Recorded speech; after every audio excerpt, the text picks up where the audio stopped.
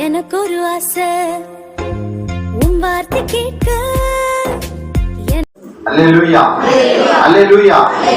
உங்கள் யாவரையும் ஆண்டவரும் இரட்சகரும் மீட்பருமாய் இருக்கிற இயேசுவின் நாமத்திலே உங்களை வாழ்த்துகிறேன்.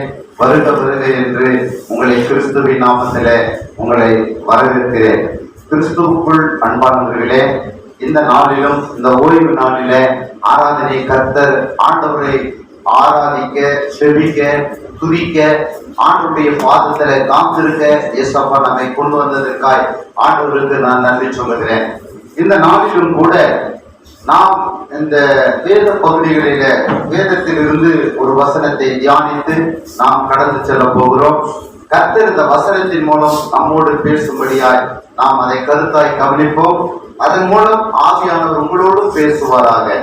நான் நேற்று இரவு கூட செபிக்கும் பொழுது, ஆண்டவரே, நாளைய ஆராதனைக்கு நான் சொல்ல வேண்டிய வேத வசனத்தை எனக்கு கற்றுத்தாரும் என்று சொல்லும் பொழுது ஆவியானவர் எனக்கு உணர்த்தின, என்னோடு பேசின இந்த வார்த்தையை தான் உங்களோடு சொல்ல விரும்புகிறேன். அது வேதாகமத்திலே 141வது பக்கம், புதிய ஏற்பாட்டில யோவானுக்கு எழுதின சுவிசேஷம் 10ஆம் அதிகாரம் 9வது வசனம். நானே வாசல், என் வழியாய் ஒருவன் உட்பிரவேசித்தால் அவன் ரட்சிக்கப்படுவான், அவன் உள்ளும் புறமும் சென்று மேய்ச்சலை கண்டடைவான். நானே வாசல் என்ற வார்த்தையை ஆவியானவர் இன்றைக்கு தியானிக்க முடியாது எடுத்துக்கொண்ட கருப்பொருள். இந்த வார்த்தையை ஆண்டவராய் இயேசு கிறிஸ்து சொல்லுகிற ஒரு காரியமாய் இருக்கிறது. ஐ ஆம் கேட், ஆங்கிலத்துல ஆண்டவர் தான் யாரு? வாசல். என்னங்க எப்படி சொல்றீங்க அப்படின்னு சொல்லும் போது ஆண்டவர் சொன்னாரு, அந்த பகுதியில முதல் 1-2 வசனங்களை பார்க்கும்போது ஆண்டவர் சீசருக்கு சொன்னாரு, மெய்யாகவே மெய்யாகவே நான் உங்களுக்கு சொல்லுகிறேன், ஆட்டு தொழுவத்துக்குள் வாசல் வழியாய் பிரவேசியாமல் வேறு வழியாய் பிரவேசிக்கிறவன் கள்ளனும் கொள்ளைக்காரனுமாய் இருக்கிறான். வாசல் வழியாய் பிரவேசிக்கிறவனோ ஆடுகளை மேய்க்கிறவனாய் இருக்கிறார். அல்லேலூயா அல்லேலூயா. கிறிஸ்துவுக்குள் அன்பானவர்களே, இன்றைக்கும் கூட நாம் பார்க்கிறோம், இந்த தேவ செய்தி யூடியூப் சேனல் மூலமாக உலகம் எங்கும் இந்த செய்தியை யாரெல்லாம் JLM கிரியேஷன் சப்ஸ்கிரைப் பண்ணியிருக்காங்களோ அவங்க இதை பார்க்கிறாங்க. இந்த செய்தி உலகம் முழுவதும் போயிட்டு இருக்கு. நாங்க இந்த பொன்னமலையில மாத்திரம் இந்த செய்தி கேட்கிறோம்ல, கடவுள் நமக்கு கொடுத்த ஒரு கிருபை. அல்லேலூயா அல்லேலூயா. ஆனா இது இன்னைக்கு ஆண்டவர் வேதம் சொல்லுகிறது, இயேசு கிறிஸ்து பட்சபாதம் பண்ணுகிறவர் அல்ல. அல்லேலூயா. அவர் எல்லாரையும் அவன் ஆண்டவர் உண்மையா சேவிச்சா ஆண்டவர் எல்லாத்துக்கும் நாம சொல்ற வார்த்தை எல்லாம் நடக்கும். ஆண்டவர் அற்புதமாய் செய்வார். அப்ப இந்த ஆண்டவர் சொல்றாரு, நானே வாசல் அப்படிங்கிறார். ஏசப்பா தான் நமக்கு எல்லாம். அவர் இல்லாம எதுவுமே என்ன செய்யாது, நம்முடைய வாழ்க்கையில நடக்காது. கர்த்தருக்கு மகிமை உண்டாகட்டும். அப்ப ஆண்டவர் ஏன் வாசல்னு சொன்னோம்? கிறிஸ்து தான் வாசல். அவர் ஏன்னா அண்ட சராசரங்களை படைத்த தேவன். அவர் சொல்றார், நான் தான் வாசல், என் வழியா தான் நீங்க பிரவேசிக்கணும் அப்படிங்கிறார். அதுக்கு ஒரு உதாரணத்தை சொல்றாரு. ஒரு ஆட்டு தொழுவம் இருக்குதுன்னா அப்ப சொல்றாரு பாருங்க, மெய்யாகவே மெய்யாகவே நான் உங்களுக்கு சொல்லுகிறேன், ஆட்டு தொழுவத்துக்குள் வாசல் வழியாய் பிரவேசியாமல் என்ன வேறு வழியாய் பிரவேசிக்கிறவன் அவன் யாரு?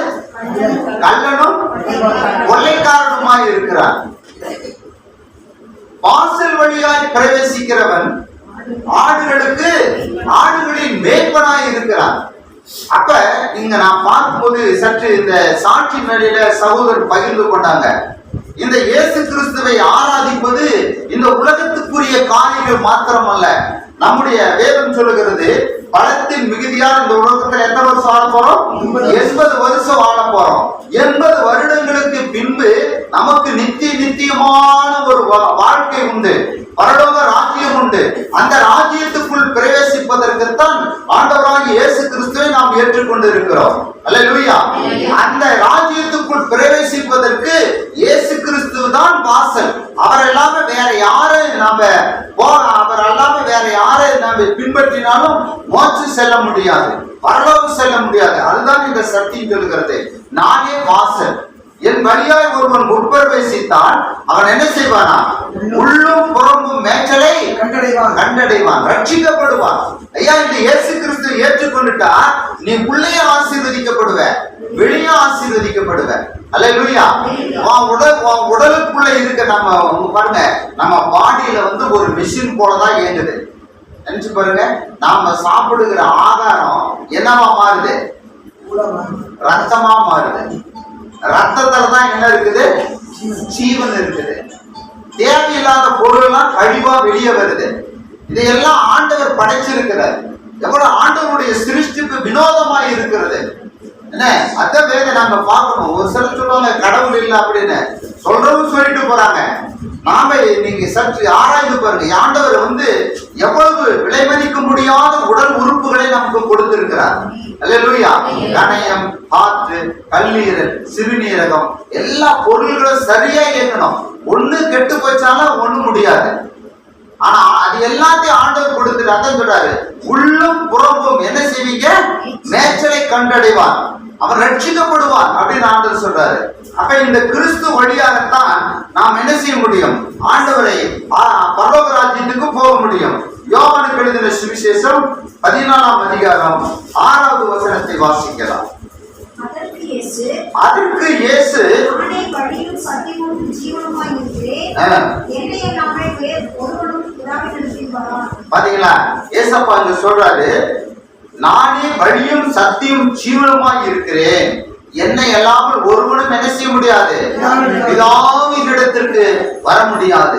அதனாலதான் follow the Lord of Jesus Christ. இயேசு கிறிஸ்துவை நாம் பின்பற்றுகிறவர்களாய் இருக்க வேண்டும். அவரை பின்பற்றும் பொழுது பிதாவினுடைய சமூகத்திற்கு நாம் போக முடியும். அதனால்தான் சொல்றாரு, நானே வழியும் சத்தியமும் ஜீவனுமாய் இருக்கிறேன். ஏசப்பா தான் யாரு? ஜீவன், ஜீவன், உயிர் கொடுக்கிறவர். நாம் இந்த உலகத்துல வாழணும் அப்படின்னா பிசாசு சொல்லுவான், நமக்கு கடுமையான வியாதி கொடுக்கலாம். ஆனா ஏசப்பா அனுமதி இல்லாம நம்ம உயிரை அவனால எடுக்க முடியாது. அல்லேலூயா. அவர் தான் ஜீவனை கொடுக்கிறவர். என்ன வியாதி வந்தாலும் சரி பயப்படாதீங்க, ஜீவனை கொடுக்கிறவர் அவர் தான். ஜீவனை எடுக்கிற அதிகாரமும் அவருக்கு தான். அல்லேலூயா. நம்ம சோர்ந்து போக கூடாது. வியாதி வந்துட்டா பிசாசுடா இயேசுன்னு போறியா பாரு உனக்கு என்ன நோய் கொடுக்கற அப்படின்னு சொல்லுவான். நான் கூட சொல்லிட்டேன், நேற்று எனக்கு பயங்கரமான தொண்டை வலி, ஒன்னும் முடியல. நான் எதுவுமே ட்ரீட்மெண்ட்ல இயேசு ரத்தம் ஜெயம், இயேசுன்னு சொல்லி ஆண்டவர் குதிச்சு ஒரு பாடலை பாடுவேன். ஆண்டவருடைய சமூகத்தில் கொஞ்ச நேரம் ஜெபம் பண்ண, அவ்வளவுதான். நான் காலையில கூட நேற்று நைட்டு என்னால தலையில வலி தாங்க, நீங்க பேசுனா அப்படின்னு நினைக்கல. ஆனா கடவுள் பாருங்க, இன்னைக்கு நாளைக்கு என்னை எழுப்பினாரு.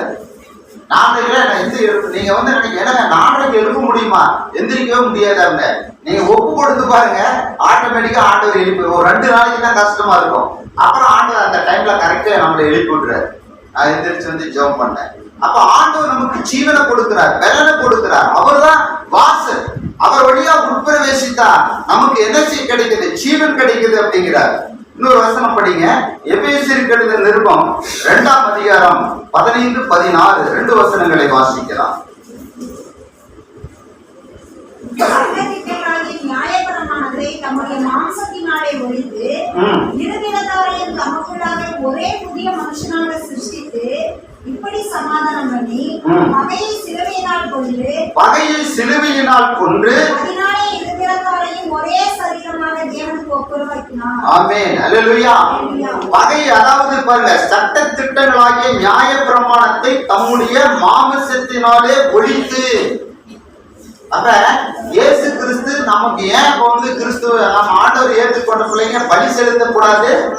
ஆடு வெட்ட தேவையில்லை, கோழி வெட்ட தேவையில்லை. பழைய பாட்டின் காலத்தில் கிறிஸ்து பிறப்பதற்கு முன்னாடி ஒவ்வொரு மனிதன் செய்த பாவத்துக்கு தகுந்த பலி செலுத்தணும்.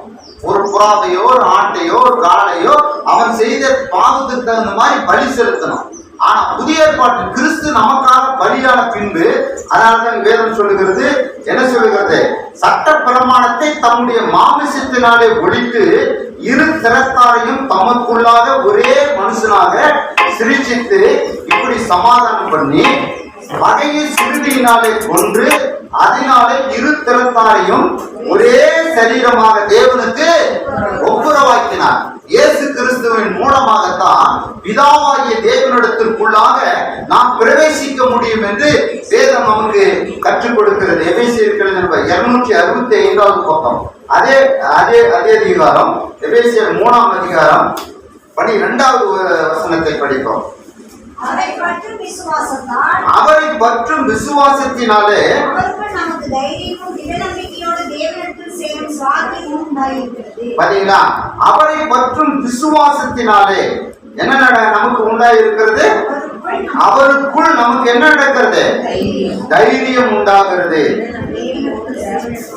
தேவனிடத்திலே சேரும் ஸ்லாக்கியமும் நமக்கு உண்டாயிருக்கிறது.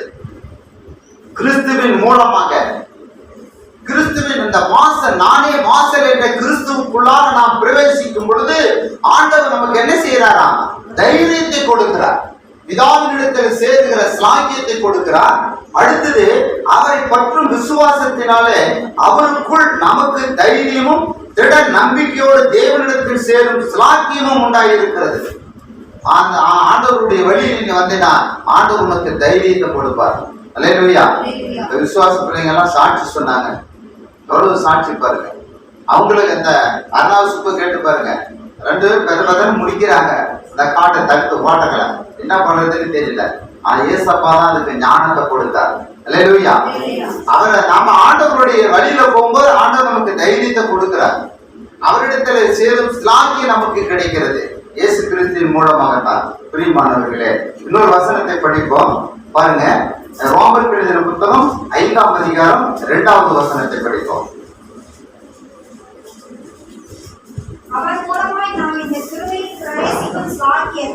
அவர் மூலமாய் நாம் இந்த கிருபையில் பிரவேசிக்கும் ஸ்லாக்கியத்தை விசுவாசத்தினாலே பெற்று நிலை கொண்டிருந்து தேவ மகிமையை அடைவோம் என்கிற நம்பிக்கையினாலே மேன்மை பாராட்டுகிறோம். ஆமென். அப்ப இயேசு கிறிஸ்துவின் மூலமாக நாம் என்ன செய்கிறோம்? மகிமை அடைவோம், தேவ மகிமை அடைவோம் என்ற நம்பிக்கையில மேன்மை பாராட்டுகிறோம். அப்ப இயேசு கிறிஸ்து அவர் வாசலாக இருக்கிறார். இந்த வாசல் நமக்கு அவருக்குள்ளாக நாம் பிரவேசிக்கும் போது ஆண்டவர் நமக்கு வாசலை, அவர் வாசலாக இருக்கிறார். அந்த வாசல் நம்முடைய வாழ்க்கையில ஆண்டவர் உண்டாக்க வைக்கிறாராம். அது என்ன வாசல் அப்படின்ற வேதத்துல ஒரு சில வாசலை குறித்து நான் வேதத்துல தியானித்தேன். முதலாவது வாசல் சங்கீதம் 118, 19, 20. இரண்டாவது 2 வசனங்களை வாசிப்போம். நீதியின் வாசல்களை திறவுங்கள், நீதியின் வாசலை திறவுங்கள், நான் அவர்களுக்குள் பிரவேசித்து கர்த்தரை துதிப்பேன். நான் அவர்களுக்குள் பிரவேசித்து என்ன செய்வேன்? கர்த்தரை துதிப்பேன். கர்த்தரின் வாசல் இதுவே, கர்த்தரின் வாசல் இதுவே, நீதிமான்கள் இதற்குள் பிரவேசிப்பார்கள். நீதிமான்கள் இதற்குள் பிரவேசிப்பார்கள். அல்லேலூயா, அல்லேலூயா. முதலாவது தாவீது சொல்லுகிறார் நீதியின் வாசல். ஆண்டவர் சொல்றாரு, இங்க ஆண்டவருடைய வசனம் சொல்லுகிறது என்னென்ன? கர்த்தர் நீங்க நீதி வாசலை திறவுங்கள், நான் அவைகளுக்குள் பிரவேசித்து நான் கர்த்தரை துதிப்பேன். கர்த்தரின் வாசல் இதுவே, நீதிமான்கள் இதற்குள் பிரவேசிப்பார்கள். அல்லேலூயா. ஆண்டவர் சொன்ன நானே வாசல் தான். ஆண்டவர் யாரு? நீதிமான். அதான் நாம கடந்த வாரத்துல பார்த்தோம். ஏசப்பா யாருன்னு சொல்லி பார்த்தோம்? நீதி உள்ள நியாயாதிபதி, நீதி உள்ள நியாயாதிபதி. அல்லேலூயா. ஆண்டவர் நம்முடைய பிள்ளைகள் விடுகிற கண்ணீருக்கு ஆண்டவர் பார்ப்பார். எல்லாம் சரியான நேரத்துல பதில் கொடுப்பார். அதனாலதான் ஆண்டவர் சொல்றாரு, இந்த வாசலை நீங்க பிரவேசிங்க, நீதியின் வாசலை திறவுங்கள், நான் அவர்களுக்குள் பிரவேசிப்பேன். கர்த்தரின் வாசல் இதுவே. அல்லேலூயா. கர்த்தரின் வாசல் என்ன வாசல்? நீதியின் வாசல். அதுல நீங்க பிரவேசிக்க வேண்டும் என்று ஆண்டவர் விரும்புகிறார். இன்னொரு வாசலை படிப்போம். யோபுவின் புத்தகம் 31ஆம் அதிகாரம் 21வது வசனம். ஒளிமுக வாசலில் எனக்கு செல்வாக்கு உண்டென்று நான் கண்டு, ஒளிமுக வாசலில் எனக்கு செல்வாக்கு உண்டு என்று நான் கண்டு, திக்கற்றவனுக்கு விரோதமாய் என் கையை நீட்டினதும் உண்டானால், திக்கற்றவர்களுக்கு விரோதமாய் நான் என் கையை நீட்டினது உண்டானால், என் கைப்பட்டை தோளிலிருந்து சரிந்து என் புயம் எழுப்பு முறிந்து போவதாக. ஆமென். அல்லேலூயா. அடுத்தது ஒளிமுக வாசல். அல்லேலூயா. ஆண்டவர் ஒளிமுக வாசல் என்ன செய்யுமா? எனக்கு ஒளிமுக வாசலில் எனக்கு செல்வாக்கு உண்டு. அல்லேலூயா. அல்லேலூயா. நீங்க பார்க்கிற இரண்டாவது வாசல் ஒளிமுக வாசல். அந்த வாசல் அதான் நீதியின் வாசல். அடுத்தது ஒளிமுக வாசல். அதுதான் ஏசப்பாட்ட. அப்ப இங்க யோபு சொல்றா, ஒளிமுக வாசலில் எனக்கு செல்வாக்கு உண்டு. இப்ப பாப்போம், ஒரு அரசியல் கட்சிக்கு தலைவர் பார்ப்போம். இந்த கட்சி தலைவர் இடத்துல இந்த மந்திரிக்கு என்ன உண்டு? செல்வாக்கு உண்டு. அப்படின்னா என்ன ஆகும்? அந்த மந்திரி எங்க டிமாண்ட் வைக்கிறாரோ அதை சிஎம் அவங்க என்ன செய்வாங்க? அவருக்கு செஞ்சு கொடுப்பாங்க. அல்லேலூயா. அப்ப ஏசப்பா கிட்ட உனக்கு செல்வாக்கு இருந்தா உனக்கு நீ கேட்கறதெல்லாம் உனக்கு கிடைக்கும். அல்லேலூயா.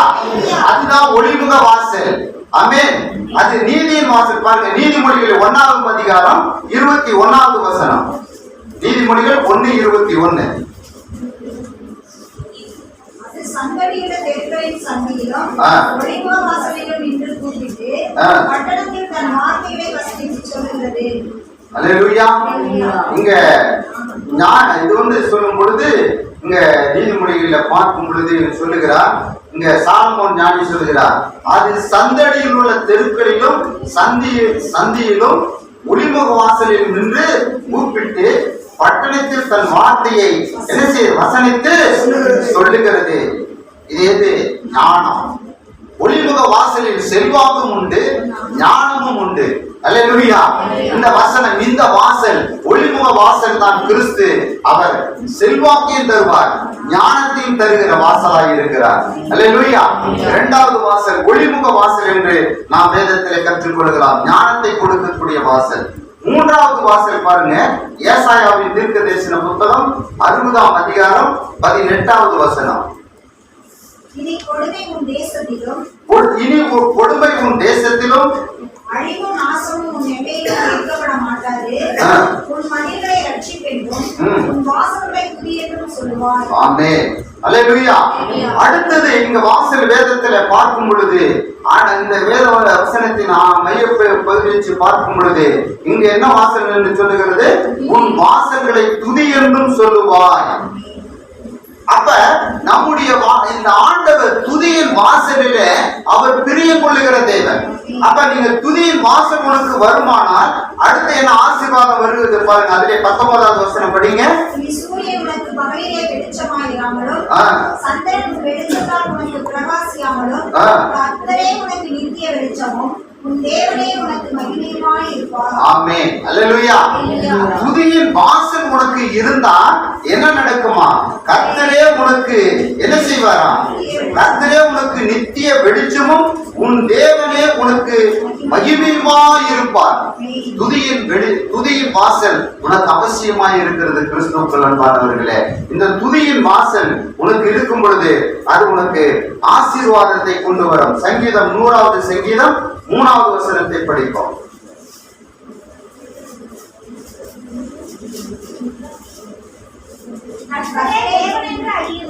கர்த்தரே தேவன் என்று அறியுங்கள், நாம் அல்ல, அவரே நம்மை உண்டாக்கினார். நாம் அவர் ஜனங்களும். ஆமென். அடுத்தது, அவர் வாசல்களில் துதியோடும்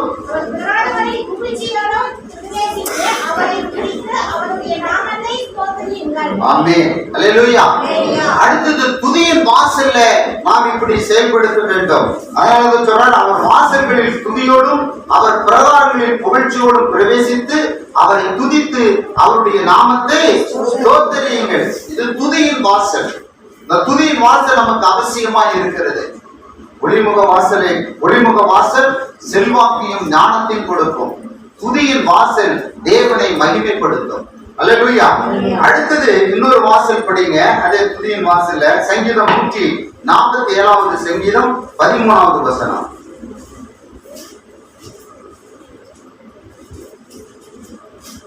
அவர் உன் வாசல்களின் தாழ்பாள்களை பலப்படுத்தி உன்னிடத்தில் உள்ள உன் பிள்ளைகளை ஆசீர்வதிக்கிறார். உன்னிடத்தில் உள்ள உன் பிள்ளைகளை ஆசீர்வதிக்கிறார். அல்லேலூயா.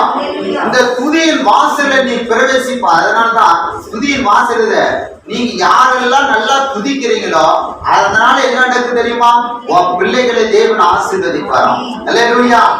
துதியின் வாசல் என் வீட்டுல எப்பயும் என் வாசல் துதியின் வாசலா இருக்கணும். அதனாலதான் நம்முடைய ஆலயத்துல பாருங்க, இப்ப வந்து கூட பாத்தீங்கன்னா நான் என்ன பாடுற யாருமே வேண்டாம்னு சொல்றது இல்ல. ஏன்னா அந்த துதியில ஆண்டவர் பிரவேசிப்பார். அல்லேலூயா. அதனால துதியின் வாசல் நாம் நல்லா துதிக்கிறோம், நல்லா பாடுறோம் அப்படின்னு சொல்லும் போது ஆண்டவர் சொல்றாரு, அவர் உன் வாசல்களின் தாழ்பாள்களை பலப்படுத்தி உன்னிடத்தில் உள்ள உன் பிள்ளைகளை ஆசீர்வதிக்கிறார். அப்ப துதியின் வாசல் எங்க இருக்கிறதோ அங்க அவருடைய குழந்தைகளை தேவன் ஆசீர்வதிக்கக்கூடியவராக இருக்கிறாராம். இன்னொரு வசனம் படிப்போம். அதே சங்கீதம் 9ஆம் அதிகாரம் 13வது வசனத்தை வாசிப்போம்.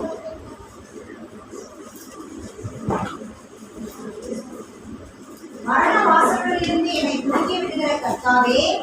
வாசலிலிருந்து என்னை தூக்கி விடுகிற கர்த்தாவே, நான் உம்முடைய துதிகளை எல்லாம் சீயோன் குமாரத்தின் வாசல்களில் விவரித்து உம்முடைய ரட்சிப்பினால் களிகூரும்படிக்கு. பாத்தீங்களா? அடுத்தது நாம் ஆண்டவரை துதிக்கும் பொழுது என்ன சொல்றாரு? மரண வாசலிலிருந்து என்னை தூக்கி விடுகிற கர்த்தாவே, நான் உம்முடைய துதிகளை என்ன செய்வேன்? சீயோனின் குமாரத்தின் வாசல்களில் விவரித்து உம்முடைய ரட்சிப்பினால் களிகூருவேன். அப்ப நம்ம துதிக்கும் பொழுது மரண சூழ்நிலை பின்னாடி என்ன சொல்றேன்? அப்ப ஆண்டவரை துதிக்கும் பொழுது நாம் வந்து என்ன செய்வோம்? இது இந்த குமாரத்தின் வாசல்களை விவரித்து உங்களுடைய ரட்சிப்பினால் களிகூறுவோம். இப்ப நாம இந்த துதியின் வாசல் யாரெல்லாம் துதிக்கிறாங்களோ அவங்கதான் ஆண்டவருடைய சாட்சியை பகிர்ந்து கொள்ள முடியும். ஆண்டவர் பற்றி சாட்சி சொல்ல முடியும். இயேசு நல்லவர், என் வாழ்க்கையில நன்மை செய்தார் அப்படிங்கறத சாட்சி சொல்ல முடியும். அதனால இந்த வசனத்தின் கருத்து அதை ஒரு சாட்சியா சொல்லலாம். இந்த துதியின் வாசல் நமக்கு என்ன செய்கிறோம்? சாட்சியை பகிரிடும். மரணத்திலிருந்து நம்மை காப்பாற்றும் மரண வாசலிருந்து என்னை தூக்கி எடுக்கப்படுகிறதா இருக்கிறது அந்த வசனம் துதியின் வாசல். அடுத்தது இன்னொரு வாசல் படிப்போம் பாருங்க. மத்தேயு எழுதின சுவிசேஷம் 7ஆம் அதிகாரம் 13-14. இடுக்கமான வாசல் வழியாய் உட்பிரவேசியுங்கள். இடுக்கமான வாசல் வழியாய் உட்பிரவேசியுங்கள். கேட்டுக்கு போகிற வாசல் விரிவும் வழி விசாலமுமாய் இருக்கிறது. அதன் வழியால் பிரவேசிக்கிறவர்கள் அநேகர். ஜீவனுக்கு போகிற வாசல் இடுக்கமும் வழி நெருக்கமுமாய் இருக்கிறது. அதை கண்டுபிடிக்கிறவர்கள் சிலர். ஆமென். இடுக்கமான வாசல் பிரவேசிக்கிறவர்கள் எப்படி இருக்கிறாங்க? ஆமா, இடுக்கமான வாசல் வழியாய் உட்பிரவேசியுங்கள். கேட்டுக்கு போற வாசல் எப்படி இருக்கும்? வழி விசாலமாய் இருக்கிறது. அதன் வழியாய் உட்பிரவேசிக்கிறவர்கள் அநேகர். ஆனா கெட்டு போற வழி இன்னைக்கு பாருங்க, இன்னைக்கு தவறான வழியில போறதுக்கு நிறைய ஜனங்க போவாங்க. அதான் பைபிளே அதான் சொல்லியிருக்கு. அதன் வழியாய் உட்பிரவேசிக்கிறவர்கள் அநேகர். ஆனா ஜீவனுக்கு போகிற வாசல் இடுக்கமான வாசலாய் இருக்கு. இடுக்கமும் வழி நெருக்கமாய் இருக்கிறது. அதை கண்டுபிடிக்கிறவர்கள் சிலர். அப்ப நாம தான் அந்த சிலர். அல்லேலூயா. கெட்டு போகிற வாசலை பிரவேசிக்கிறவர்கள் அநேகர் இருக்கிறாங்க. இது இடுக்கமான வாசல், ஜீவனுக்கு போகிற வாசல். நீ இடுக்கமான வாசலை பிரவேசிக்க விரும்புகிறாயா? அல்லது ஜீவனுக்கு போகிற வாசல் எப்படி இருக்கும்? ஜீவனுக்கு போகிற வாசல், பரலோகத்துக்கு போகிற வாசல் எப்படி இருக்கும்? இறுக்கமாய் இருக்கும், வழி நெருக்கமாய் இருக்கும். அதுல பிரவேசிக்கிறது எப்படி இருப்பாங்க? சிலர் தான் இருப்பாங்க. இடுக்கமான வாசலை பிரவேசிக்கிறவர் இடுக்கமான வாசல். அதனாலதான் இந்த வசனம், ஏன்னா கிறிஸ்துவுக்கு ஆண்டவரை ஏற்றுக்கொண்டா பரிசுத்தமா இருக்கணும். அதுதான் ஏசப்பா விரும்புறாரு. பணத்தை கேட்கல, அவங்ககிட்ட சொத்தை கேட்கல, 2 கடா ரெட்ட பொங்க வைக்கணும்னு சொல்லல. ஏசப்பா உன் உள்ளத்தை கேட்கிறார். அல்லேலூயா. மகளே, இன்னைக்கு நீ வந்திருக்கிற உன் தேவைக்காக எதிர்பார்த்துட்டு இருக்கிற, உன் குடும்பத்தின் தேவைக்காக, உன் பண தேவைக்காக ஜெபம் பண்ணிட்டு இருக்கலாம். ஆண்டவர் உன்னுடைய விண்ணப்பத்தை கேட்கிறார். என்ன, ஐயோ ஆண்டவரை எப்படி நான் இதை செய்வேன்? ஆண்டவர் சொல்ற, மகளே நீ இந்த ஜீவனுக்கு போகிற வாசலை தேடுன்னு ஆண்டவர் உனக்கு சொல்லுகிறார். அதனால உனக்கு சமாதானம் உண்டாகும் மகளே. ஆவியானவர் சொல்லுகிறவதை நான் சொல்றேன். இடுக்கமான வாசல் பிரவேசிக்கிறவர்கள் அநேகராய் இருக்கிறார்கள். ஜீவனுக்கு போகிற வாசல் பிரவேசிக்கிறவர்கள் சிலராய் இருக்கிறார்கள். அதனால்தான் இந்த இடுக்கமான வாசல், இந்த வாசலை நாம் பிரவேசிக்காதபடிக்கு ஜீவனுக்கு போகிற வாசல்ல பிரவேசிக்கிறவர்களாக இருக்க வேண்டும். அடுத்தது இன்னொரு வாசல் படிப்போம். சங்கீதங்களின் புத்தகம்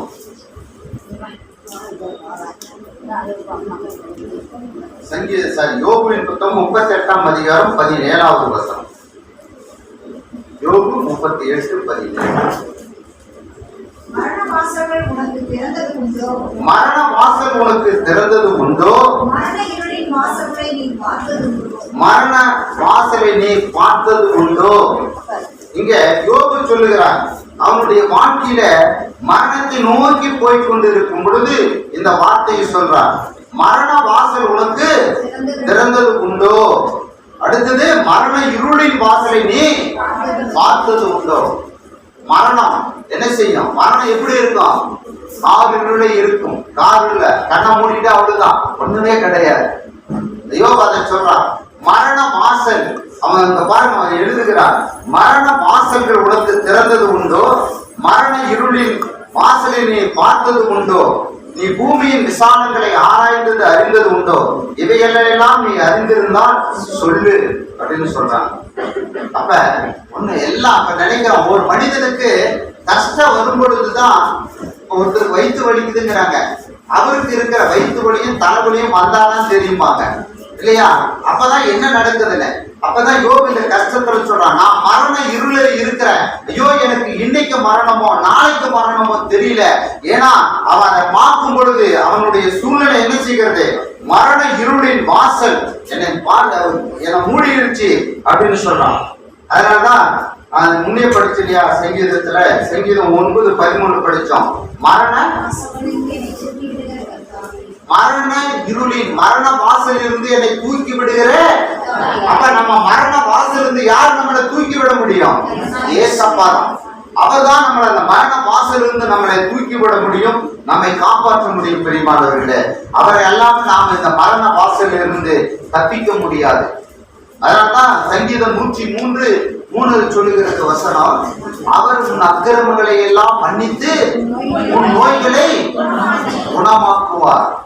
அப்ப மரண இருள போயிட்டு இருக்கா, நம்முடைய பாவங்கள் நம்முடைய சாபங்கள் எல்லாவற்றையும் கிறிஸ்து இயேசு நமக்காக கொல்கதா மலையில கோர சிலுவையை சுமந்து நமக்காக ரத்தத்தை சிந்தினார், சர்வ லோகத்தின் பாவத்துக்காக. அதனாலதான் நாம் முன்னே பார்த்தோம், என்ன செய்தார்? அவர் இரு திறத்தாரையும் எபேசியர்ல படிச்ச இல்லையா, எபேசியர் 2:3-12 என்ன செய்தார்?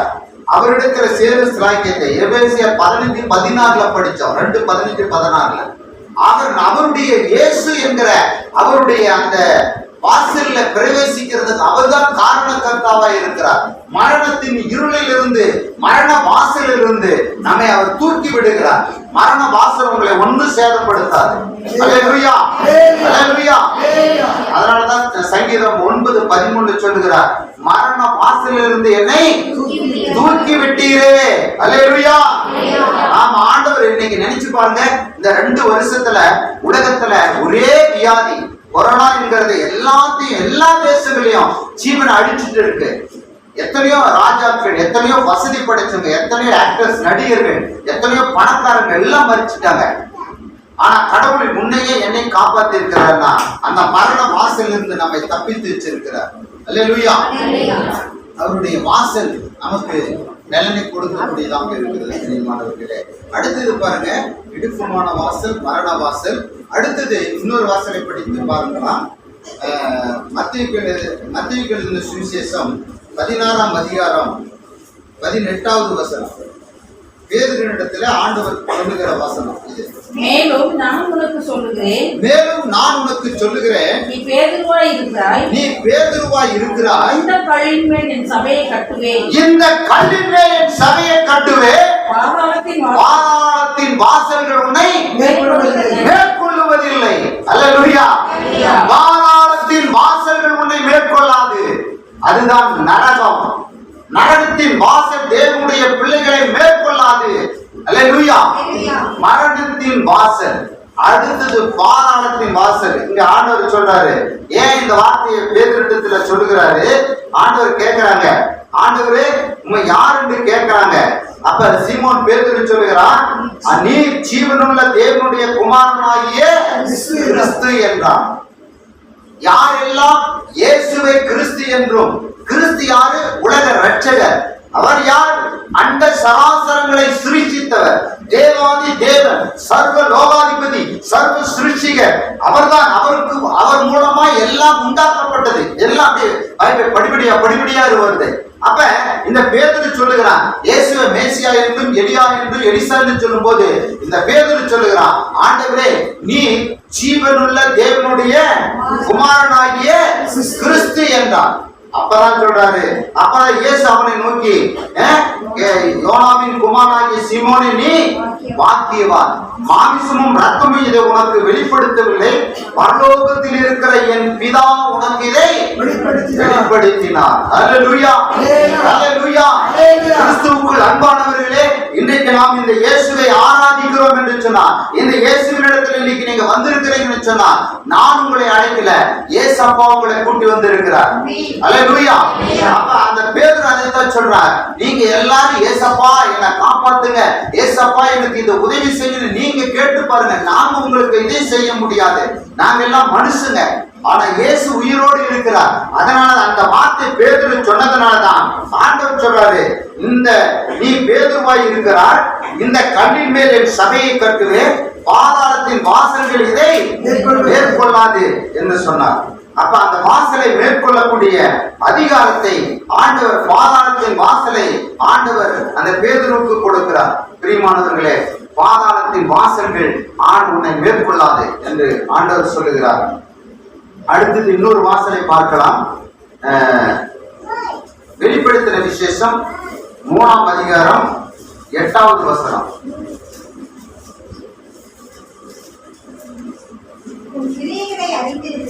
உன் கிரியைகளை அறிந்திருக்கிறேன், உனக்கு கொஞ்சம் பலன் இருந்தும் நீ என் நாமத்தை மறுதலியாமல்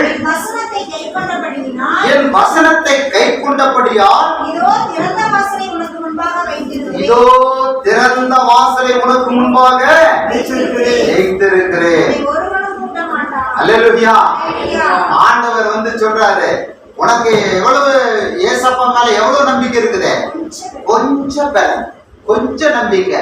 அதான் கொஞ்சம் பலனோடு நீ வந்து நிக்கிறியா, தேசப்பட்ட வந்து இருக்கிறியா? ஆண்டவர் உங்களை பார்த்து சொல்றாரு, இதோ உனக்கு முன்பாக என்ன வாசல் வச்சிருக்கிற? திறந்த வாசலை வைத்திருக்கிற, யாரும் அதை பூட்ட முடியாது. அல்லேலூயா. நீ என்கிட்ட வந்துட்ட மகனே, நீ என்கிட்ட வந்துட்ட மகளே, நீ என்கிட்ட வந்துட்ட, நீ என்ன கேட்கறதுனால நான் உனக்கு திறந்த வாசலை வச்சிருக்கிறேன். பாதாளத்தின் வாசல்கள் உன்னை மேற்கொள்ளாது, மரண வாசல் உன்னை மேற்கொள்ளாது. ஆண்டவர் உனக்கு வைத்திருக்கிற நீதியின் வாசல், ஒளிமுக வாசல், துதியின் வாசல், இடுக்குமான ஜீவனுள்ள வாசல் நான் உனக்கு தருகிறேன் என்று ஆண்டவர் உனக்கு திருவுளம் பற்றுகிறார். அல்லேலூயா, அல்லேலூயா. ஆண்டவரே நீர் என்னை வழி நடத்தும். ஆண்டவர் உனக்கு நீ பெருசல்ல, இயேசுன்னு சொல்லி பாருங்க போதும். ஏசப்பா இன்னைக்கு நான் போயிருக்கிறேன், எனக்கு சுகத்தை கொடுங்க. நீங்க ஒருவேளை நீங்க வந்திருக்கலாம், சரீர சுகத்துக்கு கேட்கலாம். ஒருவேளை உங்க குடும்பத்துல சமாதானம் இல்லாத இருக்கலாம். ஒருவேளை நீங்க கடன் சுமையோடு வந்து இருக்கலாம்.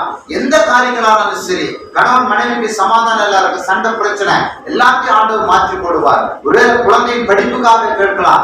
எதுவானாலும் சரி, ஆண்டவர் சொல்றாரு, நானே வாசல். இந்த வாசல் வழியா இயேசு என்கிற அந்த வாசல் உங்களுக்கு ஆசீர்வாதத்தை கொண்டு வரும் என்று நான் சொல்லுகிறேன். அந்த வாசல் தான் எங்கு கொண்டு போவோம்? பரலோகத்துக்கு போவோம். ஏசப்பா எல்லாமே யாரும் பரலோகம் போக முடியாது. அதனால சொல்றாரு, நானே வழியும் சக்தியும் ஜீவனுமாய் இருக்கிறேன், என்னை எல்லாமல் ஒருவனும் எங்க போக முடியாது? பிதாவின் இடத்திற்கு பிரவேசிக்க முடியாதுன்னு சொன்னார். அந்த ஆண்டவராக இயேசு கிறிஸ்து அவர் வாசலாக இருக்கிறார். அவர் திறந்த வாசலை உனக்கு வைத்திருக்கிறார்.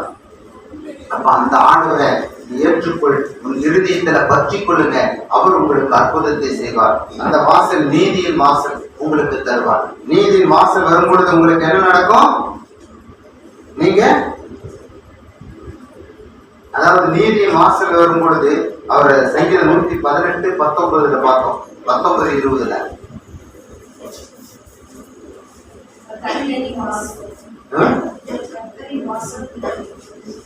19:20 வசனம்.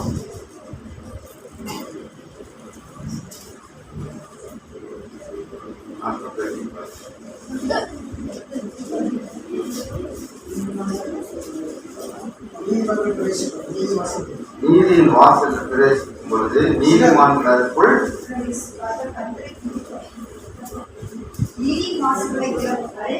நான் அவைகளுக்குள் பிரவேசித்து கர்த்தரை துதிப்பேன். கர்த்தரின் வாசலுக்குள்ளே நீதிமான்களுக்குள் பிரவேசிப்பேன். ஆமா.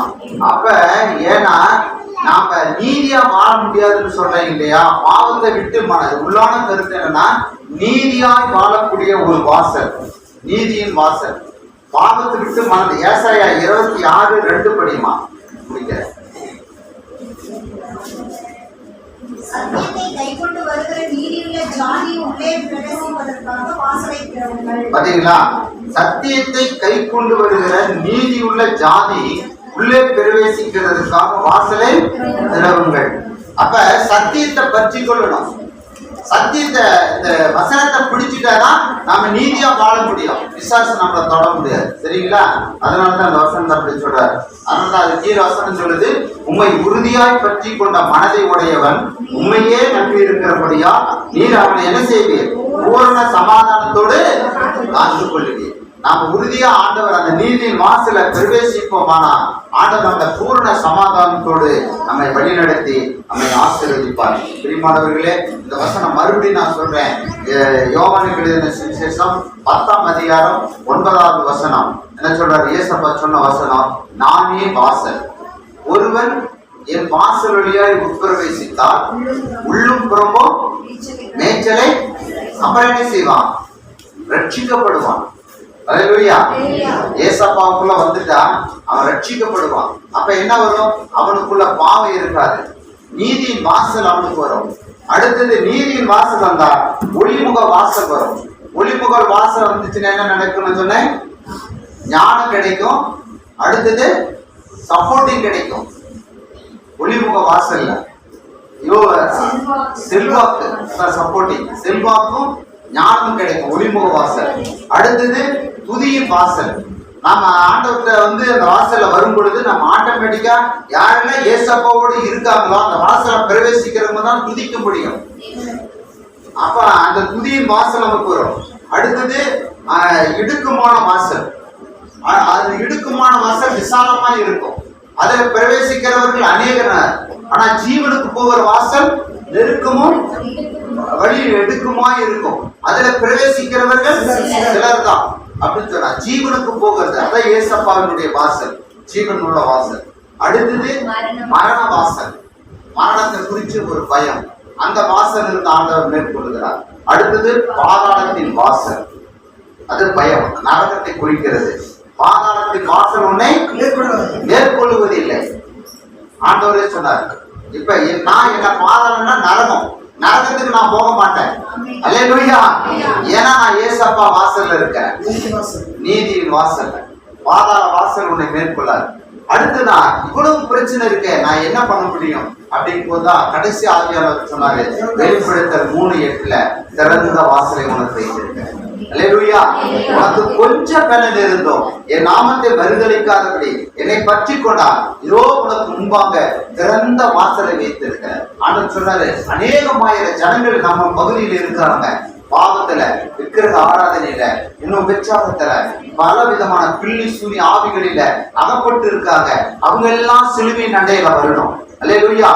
அவங்களுக்காக நாம் கண்ணீர் சிந்தணும், அதெல்லாம் திறப்படம் இருக்கணும். அதுதான் ஆண்டவர் சொல்றார், இதுதான் திறந்த வாசல். அல்லேலூயா. திறந்த வாசல் என்ன? இந்த ஜனங்கள் அழிவிலிருந்து இயேசுவின் சிலுவையின் அண்டையில வரணும். அதற்காக நான் திறப்படம் இருக்கிறேன். அதுதான் இந்த இயேசு இருக்கார் ஊழியம். அல்லேலூயா. நாம திறப்பின் வாசலை ஆண்டவர் நமக்கு திறந்து கொடுத்திருக்கிறார். எல்லாரும் நிற்போமா? திறப்படம் நிற்போமா? இயேசுவின் இடத்துல மன்றாடுவோமா?